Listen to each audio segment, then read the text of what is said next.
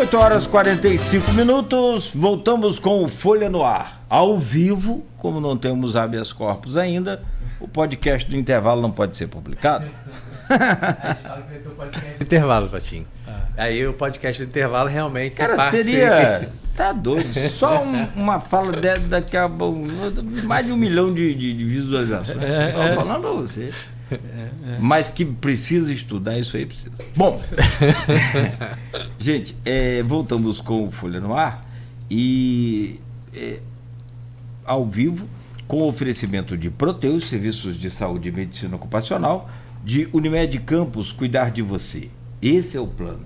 Laboratórios Plínio Bacelar e vacina Plínio Bacelar, agora com um aplicativo exclusivo para você acompanhar não só os resultados de exames, como o seu histórico e também marcar atendimento domiciliar e muito mais. Baixe o aplicativo aí na sua lojinha de aplicativo do celular e já comece a utilizar agora. É de graça. Programa de hoje conversando sobre um tema muito importante e polêmico também por conta da ignorância ainda da gente, com o Gilberto Coutinho, que é subsecretário de Igualdade Racial e Direitos Humanos, e a Érica Gomes, que é a coordenadora de políticas de garantia dos direitos coletivos, individuais e difusos. Ô Rodrigo. Eu já começo trazendo a pergunta da nossa colaboradora, a Silvana Venâncio, direto lá do grupo do nosso programa, né? Ela é jornalista. Exatamente. E aí a gente traz uma pergunta que ela fala. Mora em Bom Jesus. Que a gente já vai juntando duas coisas aí, né? Que a gente falou que ia conversar agora nesse terceiro bloco. Ela pergunta, a intolerância religiosa é cada vez mais latente na opinião de vocês? Com o último governo, aflorou essa discrepância às diversas religiões, apesar da gente ter dito, né, ser um país laico? O que você acha, Totinho, em relação a isso? A gente não vive um país laico. Pois é. A gente vive um país laico só... A gente vive um país de fato teocrático, tá?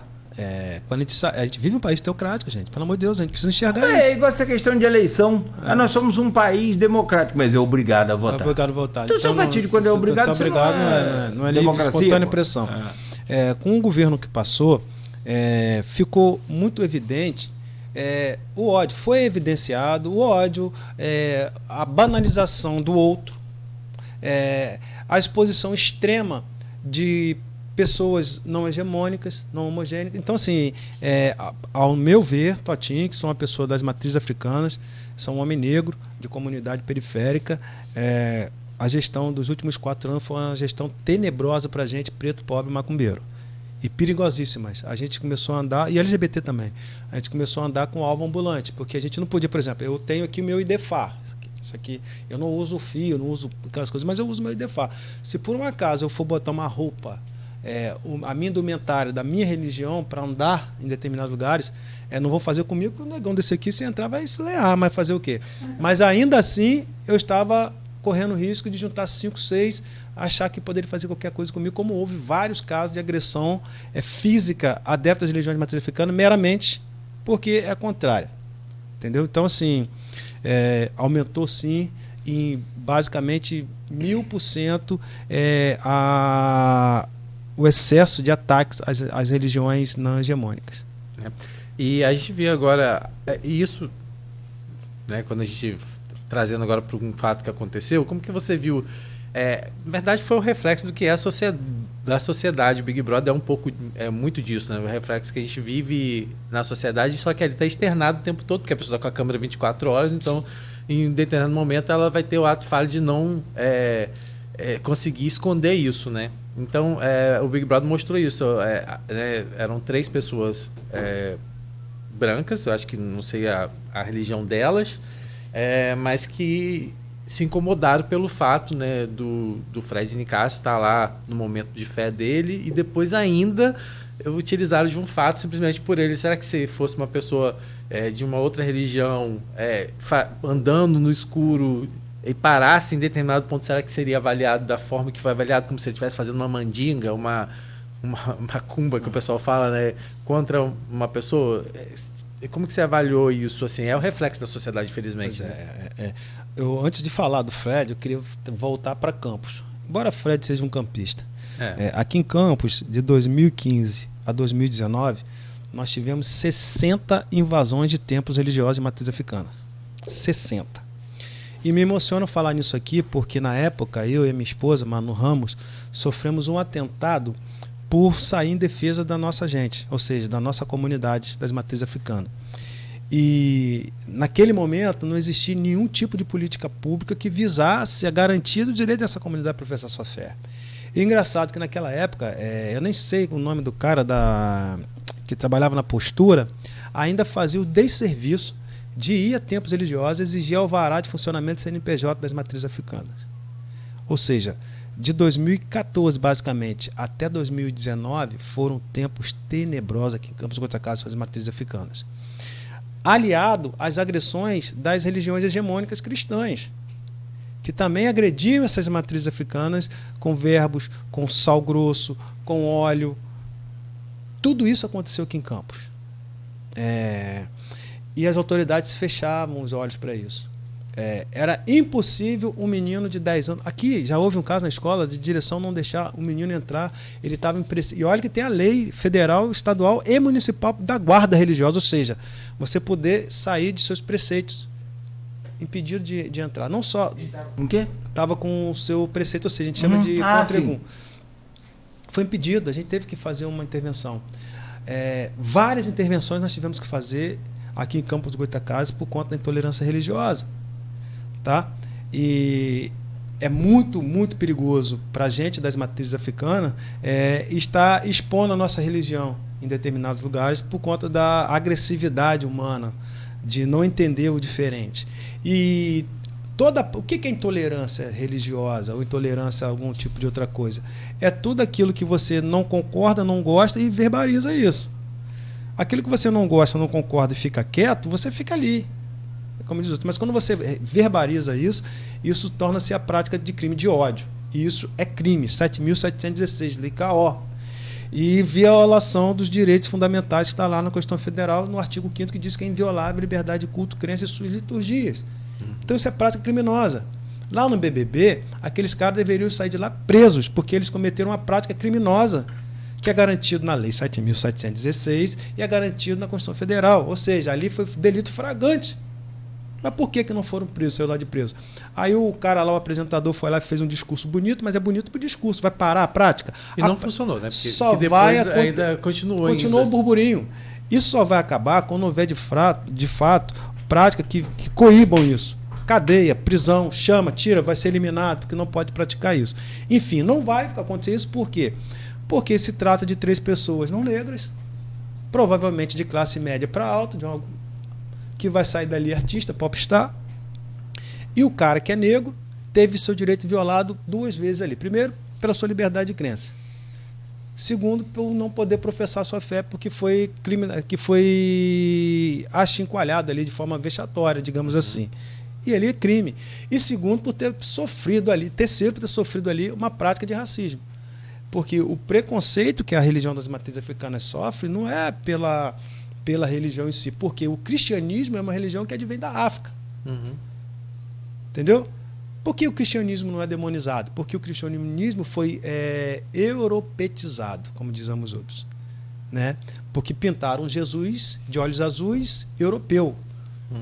Será que se tivessem pintado um Jesus africano, que tinha traços fenótipos parecido com o meu, será que ele seria essa unanimidade que é hoje?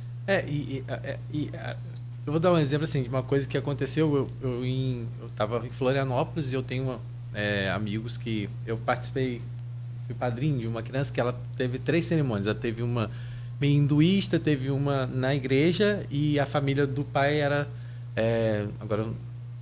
do candomblé. E aí também teve uma cerimônia no terreiro.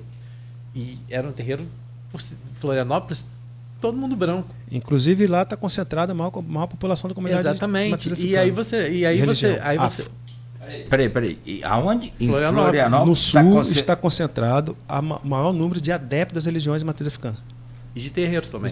Sim, e aí não necessariamente negro, porque lá... Não, a maior parte é branca. É alemão. No que eu fui, acho que, tipo... É alemão, é italiano. Tinha 3 negros e o resto era todo... eram 3 negros, mas a maioria todo mundo branco. Era assim, no terreiro que eu fui lá na cerimônia. Eram, acho que 3, eu tinha até vídeos e fotos para poder mostrar.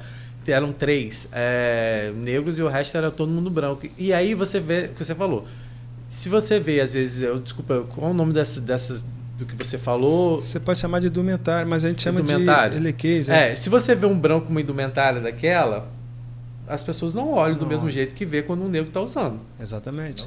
Não vê. Lá é muito comum você encontrar as pessoas usando aquele tipo de indumentário direto, em tudo que é lugar. E você olha aquilo como se fosse uma coisa normal. E aí você vê a hipocrisia do país. Aí as pessoas olham como se fosse aquilo um 1º de janeiro só, né? 1º de janeiro. Estou falando de desculpa te interromper, Rodrigo, mas aí que você vê o tamanho da hipocrisia é do tamanho desse país ou muito maior. É porque você vê, evidentemente que quando você me perguntasse, Cláudio, qual é o maior número de adeptos à religião afro? Posso chamar de candomblé? Pode chamar de Umbanda? De Umbanda.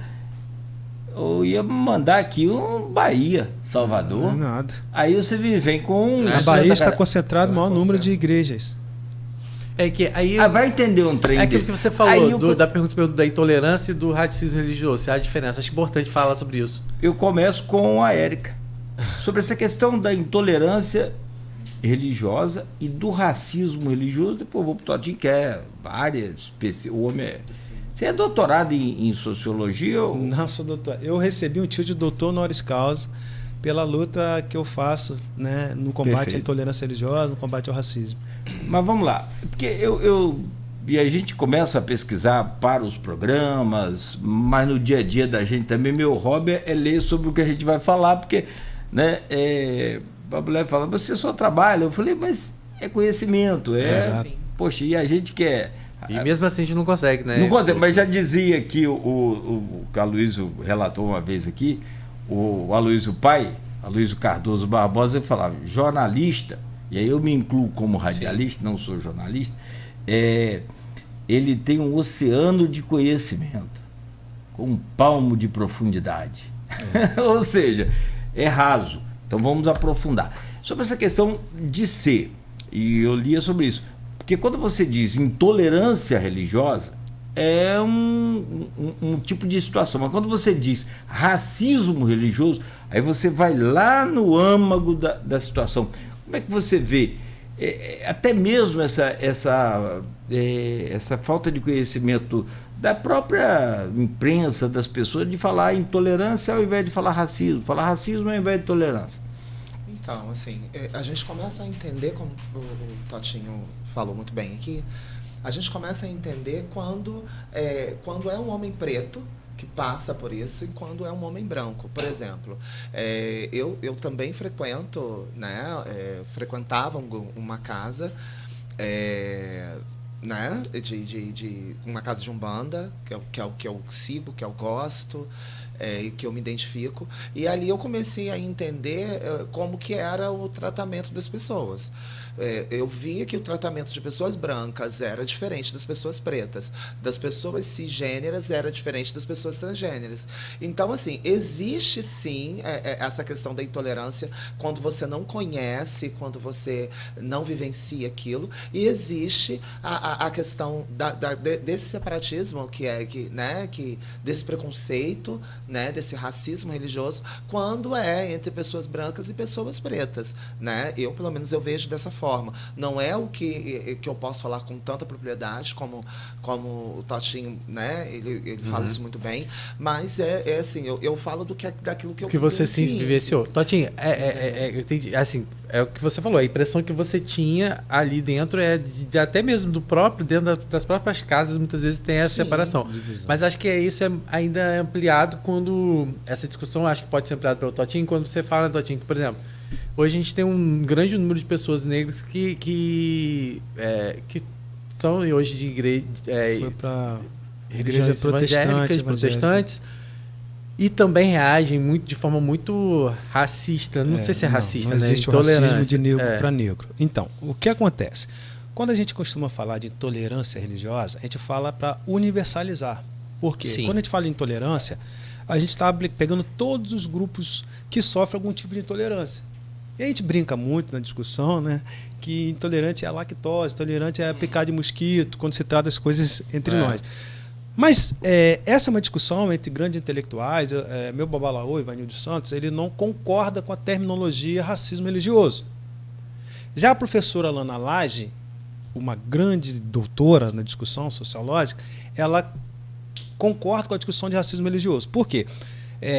A intolerância religiosa você pega de forma muito universalista. Você pega todos que sofrem intolerância religiosa. O cara da igreja, o cara da muçulmano, o cara de todas as religiões. E quando você fala racismo religioso, você recorta. Porque você pega a origem, a raiz, a gênese dessa religião. E aí a preocupação de alguns intelectuais, por exemplo, do Ivanildo Santos, é a seguinte. Tá, a gente está discutindo racismo religioso pelo fator pele, pelo fator origem. E aí se você pega as religiões protestantes, você vai ver que 80% são compostos de pessoas negras e negras. Como que a gente vai fazer quando uma pessoa negra se comportar contrária às religiões de matriz africana, ou seja, que tem a mesma origem? Como é que a gente vai tratar de racismo religioso de negro para negro? Se o racismo não é uma patologia, é algo já construído e estrategicamente arquitetado. Essa é uma discussão que a gente precisa fazer, e aí é uma discussão antropológica, sociológica, que leva aí horas e anos. Sim. Eu gosto de usar a terminologia racismo religioso. Eu, Totinho, vou usar sempre essa terminologia quando se tratar das matrizes africanas, porque eu entendo a origem do problema. Tá? Nos terreiros é muito comum, porque essa prática ela foi demonizada a partir da construção do negro como objeto. Então, vamos dominar a cultura que a gente domina o homem. Então, foi o processo de demonização da cultura do povo africano aqui no Brasil que constrói a intolerância religiosa praticada pelos europeus da época a essa religião. Dá para entender mais ou menos o que eu estou tentando dizer? E esse foi o projeto político de dominação. Entretanto, se a gente for parar, isso já começa lá no início também do século XIX, XVIII, XIX, a prática das matrizes africanas inserida no kardecismo, onde surge a Umbanda. Diz Ali Moraes, a Umbanda branca, que a gente chama de Umbanda branca, a Umbanda cristã. Por que Umbanda cristã que a gente chama? Porque foi inserida ali as práticas das matrizes africanas, das religiões afro-brasileiras, dentro do kardecismo, dentro do catolicismo, e surge a Umbanda poder ser aceitável. E ali começa a inserção de muitos não-negros nessa religião, ao ponto disso migrar para o Sul, e o Sul ter hoje a maior comunidade religiosa adepta, né, digo assim, das religiões afro-brasileiras no Sul. Então, assim, Toti, mas é mais aceitável? Vai ser mais aceitável, porque o não-negro está em espaços privilegiados que o negro não está. E isso propicia que pessoas de maior condições financeiras, de maior, não potencialidade, mas com maior grau de escolaridade, estão nesses espaços mais centralizados. Então ali sempre será uma casa, que ele chama de uma casa com maior concentração de riqueza, de pessoas não negras, de filho de A, de filho de B. E aí, se você vai no terreirinho lá na comunidade mais retita, o que tem lá? São as pessoas mais pobres, as pessoas mais humildes, as pessoas mais com tom de pele mais retinto. E é isso que preciso analisar. Então, assim, não existe uma forma racista de um negro para o outro negro, mesmo quando estamos falando de religião. Agora, existe uma forma preconceituosa, que muitos desses negros que são criados nas religiões de matrizes cristãs se afastaram um pouco das suas origens por não terem passado pelo processo de endocultural, ou seja, o endossaber não existe mais nesses caras. Então, assim, é preciso que a gente comece a fazer na escola a funcionar de fato a Lei 10.639, onde aplica, né, ou obriga, de melhor dizendo assim, o ensino da cultura e da filosofia africana. E ali fazer com que esse jovem, essa criança, entenda e se valorize quanto sujeito na sua própria esfera social. O que a gente tem perdido é nesse momento aí. Então, sim, tem faltado muito aí. Essa questão do... Rapaz, dá para fazer uma série de Netflix. Sincretismo religioso também. O sincretismo é o seguinte. O que é o sincretismo? O negro, como eu falei, ele vivia de forma escravizada. Era isso? Sim, sim. E ele não podia professar sua fé religiosa. O que ele fazia? Vou dar um exemplo muito comum. Nossa Senhora do Navegante. Eu preciso para a igreja rezar. Eu era obrigado a ir para a igreja rezar.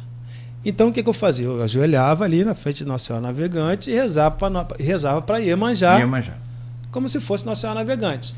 E aí, há um artigo que fala, não é muito superficial, quando eu li ele, que esse negro pegava, abria um buraco, botava ali dentro o seu orô, ou seja, o seu segredo, e em cima botava determinados santos. E assim foi com Santa Bárbara, foi com Nossa Senhora Conceição, foi com Nossa Senhora Aparecida. Jesus. Foi com Ogum, que é o São Jorge, foi com São Lázaro. Todos esses santos da Igreja Católica passaram a ser o... Como é que fala? O refúgio não, mas fugiu a palavra agora, meu Deus.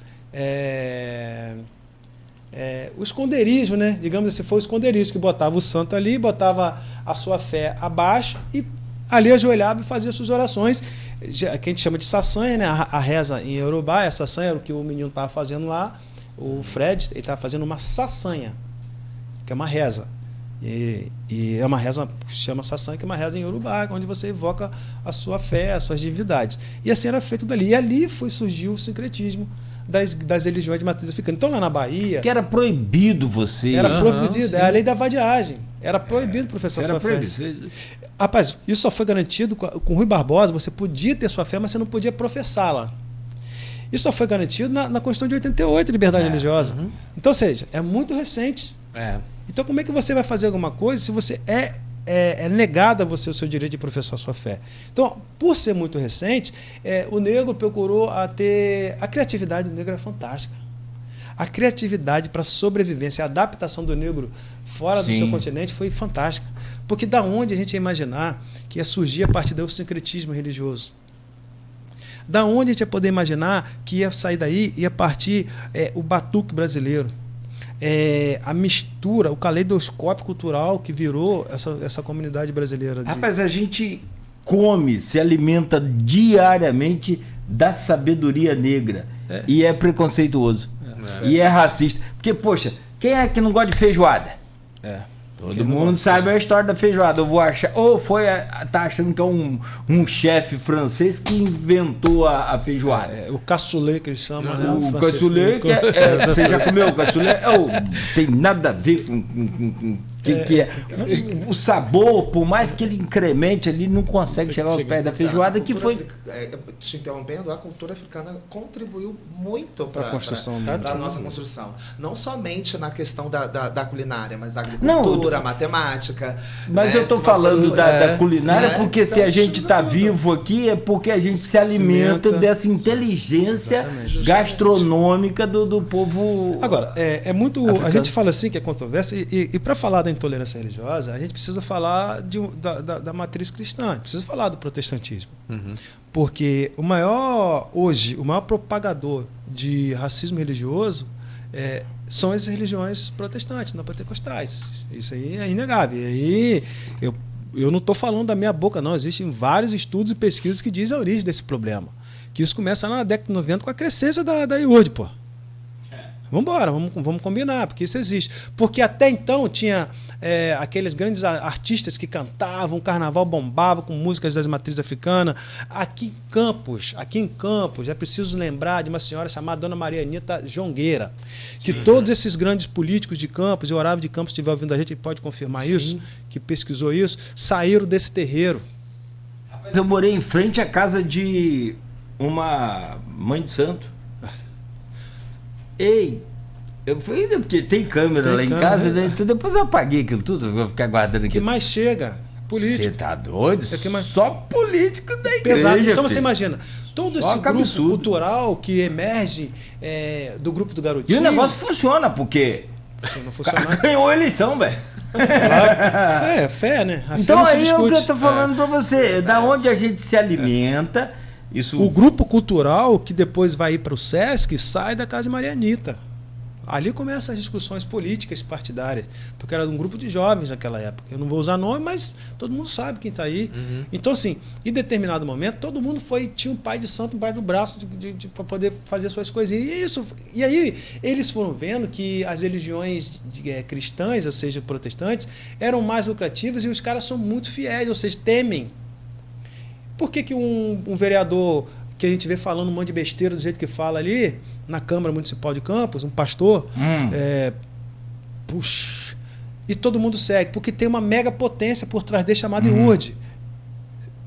Tanto porque a IURD não faz mais de um mandato de um vereador, para mostrar força. Isso é correlação de força. A questão da tolerância religiosa não está ligada à fé, está ligada à correlação de forças. É isso que as pessoas da comunidade precisam entender. A população precisa entender que o problema da intolerância religiosa / racismo religioso não está correlacionado à fé, e sim de correlação de força. Porque é preciso dominar.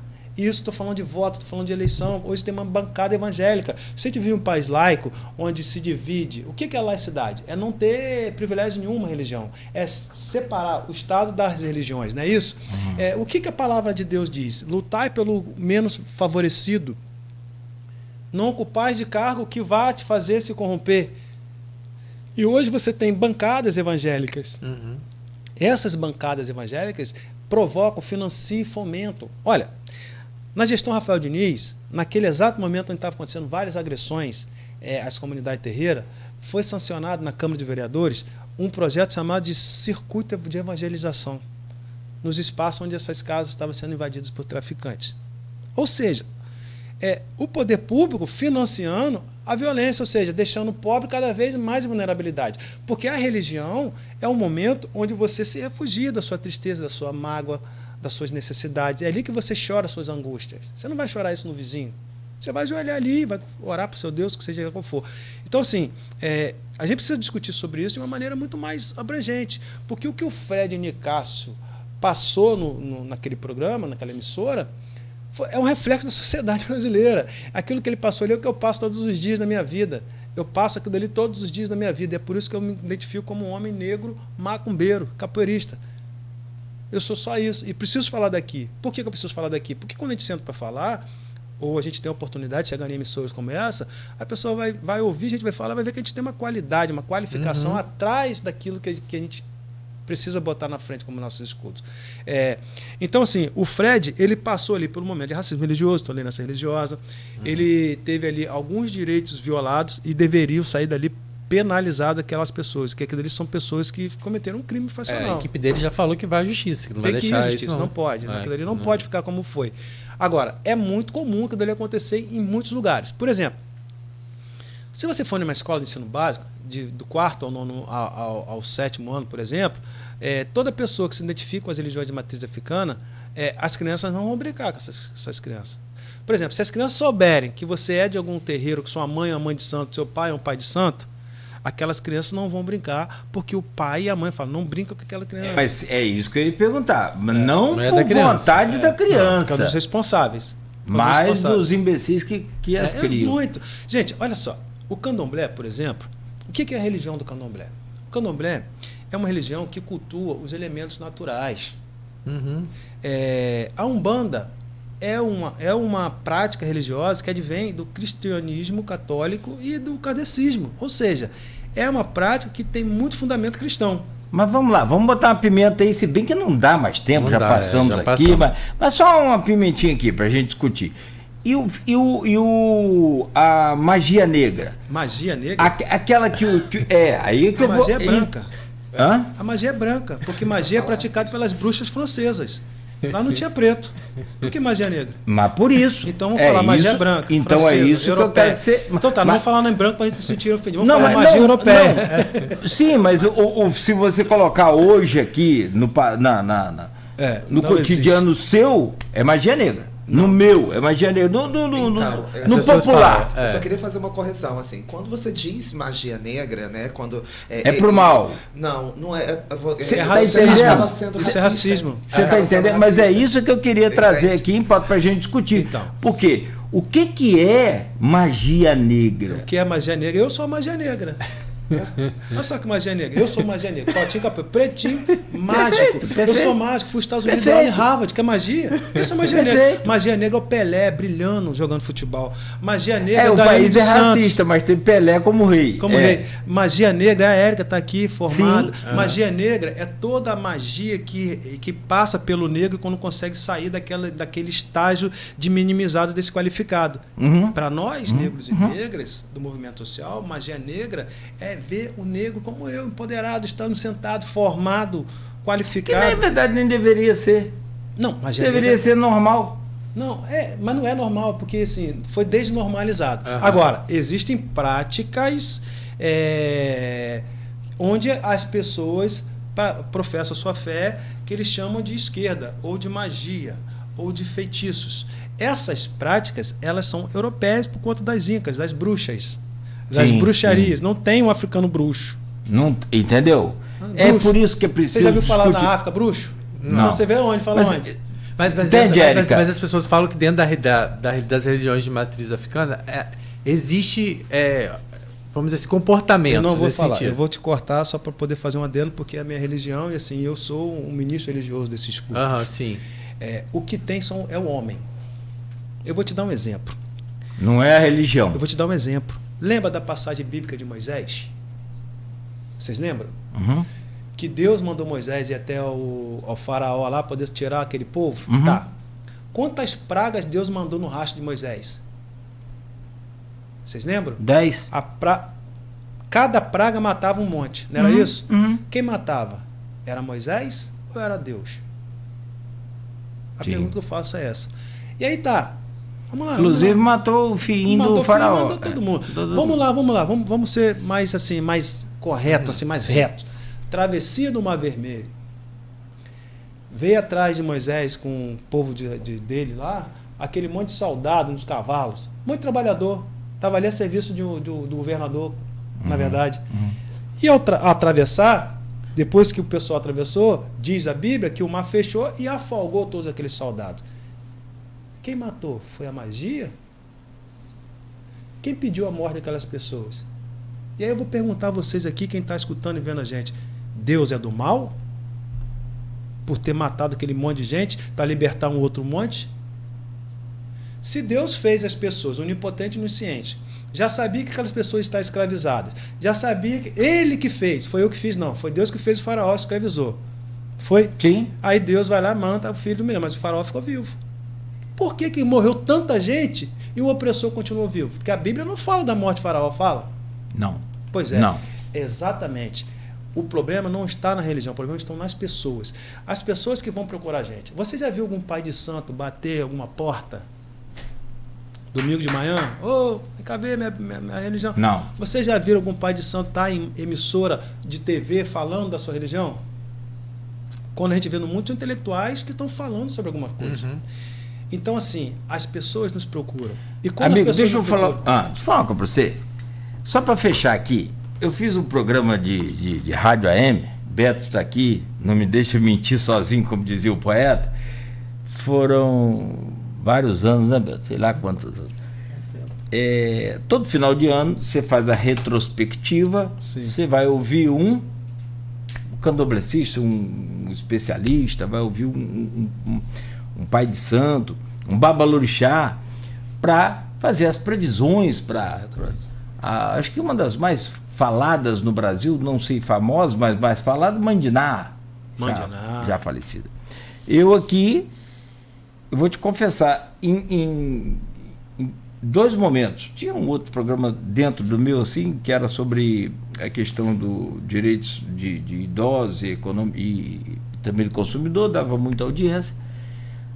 Mas, amigo, Dick Toninho Mukongo, meu querido Toninho Mukongo, babalorixá, Toninho Mukongo, meu pai de santo, vinha ao programa. Bomba. Tinha como? Esse aqui grampeava os telefones. Grampeava prender aqui na híbrida. Que jogava os telefones antigamente pro ar, né? Hoje você bota o celular e vai embora. Então, assim, os telefones fixos. Tinham 2 e o pessoal ligava pro escritório da rádio, mas eu quero saber, bota lá meu nome e a idade que eu nasci, que ele fazia a cabalística. A cabalística? Não. Cara, assim, então, aí você fala assim, quantos por cento daqueles que ligavam ali que era tudo cristão? A maioria são. Protestante ou não? O problema está na pessoa, Cláudio, porque assim, entendeu? Quem procura são as pessoas. A pessoa chega na frente de um pai de santo, ele fala assim, olha, eu preciso de uma reza porque meu filho está doentinho. Ótimo. A pessoa chega lá e fala assim, olha, eu preciso do marido de fulano. Presta atenção, você precisa do marido de fulano? Lembra de Moisés? A entidade não vê o mal, a entidade vê o que ela vai fazer de bom para a pessoa. E quando você pede o marido da pessoa, a entidade está achando que está fazendo bem para você, mas alguém está passando pelo mal. Mas vamos lá, propósito da igreja, vamos orar aqui, irmãos, que hoje vai ficar 7 dias em jejum para os irmãozinhos desempregados arrumar emprego. Aí passa os 7 dias, ali um momento de fé. Aí chama o irmãozinho, alguém perdeu o emprego para alguém entrar. Não é isso? E aí eu digo você, Deus é ruim? As pessoas que pedem, não é Deus, não é isso, entendeu? Então assim, a gente precisa entender isso. Agora, se você não tiver uma... pois não. Faça aqui um encontro. Protestante, católico, das matrizes africanas. E me põe para poder fazer a discussão do debate. Você vai bombar isso aí, bota o telefone aí. Aí vai ter que trazer a híbrida de volta. A gente acabou a não ser que você... Não dá. Você vai ser cortado. A não ser que você consiga 2 vagas lá na secretaria sua para nós. 3, né? Porque Beto também vai. Eu tenho que acabar o programa, cara. Tem que acabar. Érica, só que, assim... Rodrigo. Eu sei, só vou me despedir. Porque a gente não falou sobre o que a gente prometeu, a gente tem que dar uma justificativa. Não deu tempo para falar, gente, né, sobre a questão dos ministérios. A gente já falar um pouquinho sobre a Margarete Menezes, também sobre a Arielle Franco, o Silvio, né? Que é do Direito Humano, o Silvio, que é do Direitos Humanos, e o Silvio Almeida do Direitos Humanos, que são pessoas extremamente técnicas e competentes para estarem nesse cargo, que infelizmente a gente viu aí, qual é o termo? Epistemicídio, né, que as pessoas quase sempre, quando vêm pessoas pretas à frente de cargos, querem questionar a qualificação técnica. O exemplo, a gente está aqui, né, eu acho que você é formado em pedagogia, mas pedagogia, um sociólogo, que são pessoas que estão no cargo por não só, né, ela por ser uma mulher trans, ele por ser uma mulher trans preta e ele por ser um homem preto, tipo, porque tem qualificação técnica, né? E a gente muitas vezes vê isso sendo questionado e tem que acabar com isso. A gente não vai ter tempo para falar sobre isso, mas a gente tem aí... Está justificado. Né, os ministérios hoje que estão sendo representados pela Margarete Menezes, pelo Silvio e pela Arielle, que são 3 pessoas. Mas é válido salientar que eles levaram pessoas para secretarias extremamente qualificadas. Sim, técnicos. Por exemplo, a gente tem lá o Ronaldo Quilombola, Edmilton Cerqueira, Ieda Leal. Qual o nome daquela menina trans que está na secretaria de... Eu tenho.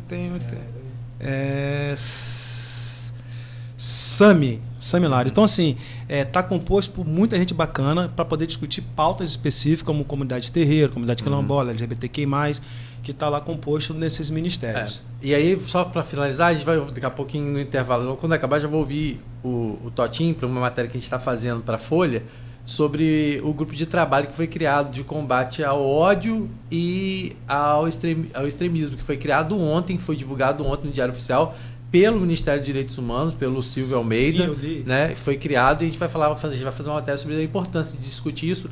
O Totinho falou muito sobre isso durante todo o programa. Seu microfone acaba de ser cortado. Bom dia, Totinho, muito obrigado. Sucesso para você. Obrigado a todos e todas. Desculpa pela nossa delonga, mas assim, um tema que não se esgota. Que todos tenham um bom dia.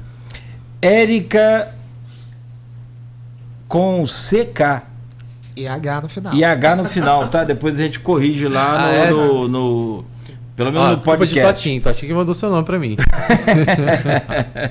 Pessoal aqui parabenizando vocês, e a gente pegou a carona aqui, recebendo os parabéns também por não ter atrapalhado. Sim, obrigado, Érica. Bom dia, prazer imenso te receber aqui. Sim. Bom dia a todos, todas e todos, né?